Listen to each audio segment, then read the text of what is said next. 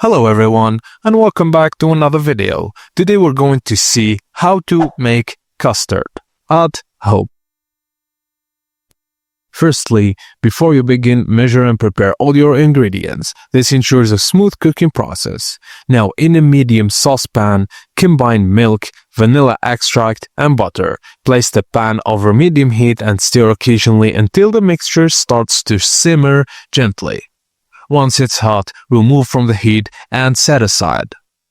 Now, in a separate mixing bowl, whisk together eggs, sugar, and cornstarch. Whisk until the sugar dissolves completely and the mixture becomes smooth and pale.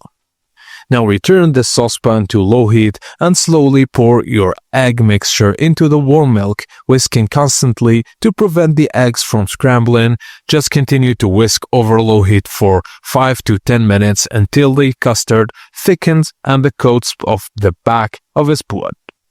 Now you can enjoy the custard warm or transfer it to a bowl and cover it with plastic wrap. That's it guys, as simple as that. Thank you for watching and please don't forget to like and subscribe for more tips and tricks like this, and I will see you on the next video.